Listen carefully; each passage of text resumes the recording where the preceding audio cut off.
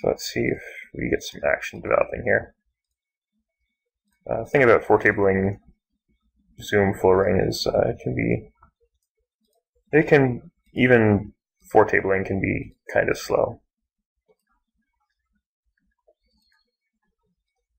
This guy looks close enough to short stacking to be a short stacker.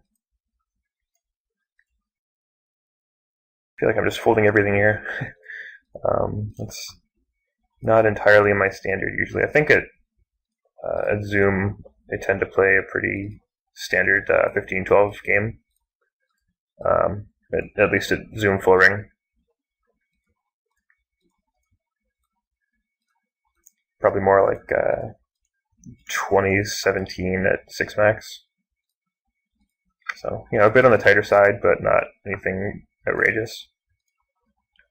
This guy is most likely a fish, but not a crazy fish, so we'll just give him the sort of semi-fish tag. A little pink there. And we'll fold ace queen versus an under the gun open from a short stacker. We will 3-bet here, partly for the sake of the video, partly because I'm bored and haven't played a hand in what seems like an eternity, other than this ace queen hand over here.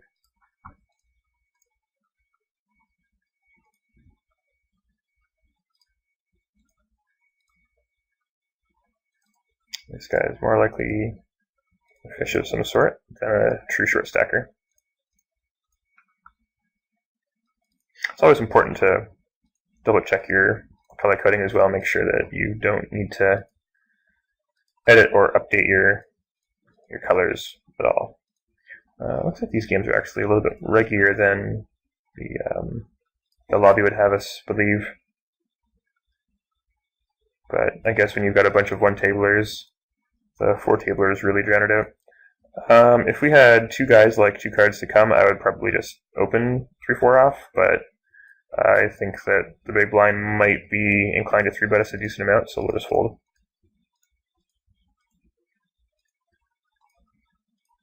We'll flat nines here.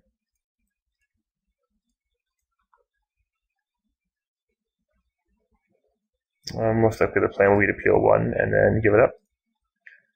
I think that this is a pretty decent spot to attack the isolator. Make it 14, I think. And we're going to squeeze here. I don't know how wide he's going to be isolating, but he is very likely to be isolating stuff that he can't take any heat with. So now we've flop top pair, which is a mixed bag against a guy who appears to maybe be a bit on the tighter side. But we're going to put a bet in and see what happens. If we get raised, I'm probably going to just stick it in and cringe. I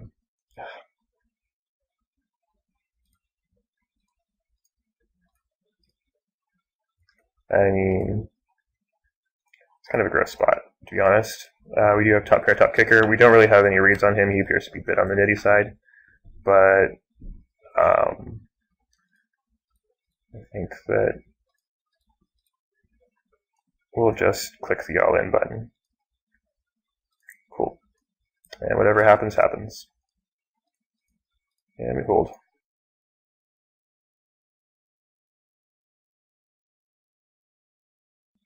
So we'll put a little tag on him.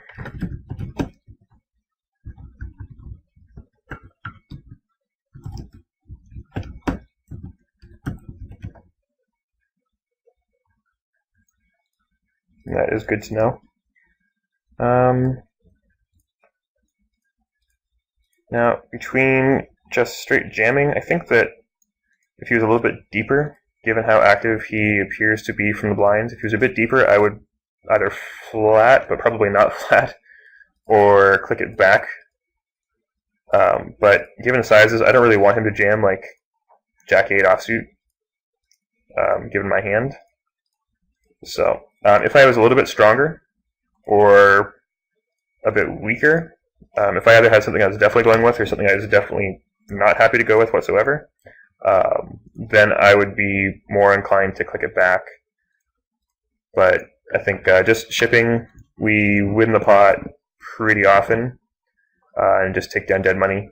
And then, considering how wide he very well could be 3-betting, again, like 15% from the big blind, 8% from the small. Small sample size, but I mean, it gives you still an idea, and it's likely pretty close to true since that's kind of how they all play. I think that with 6s, we're pretty happy to just take it down and sometimes be flipping. And sometimes we flop sets as well.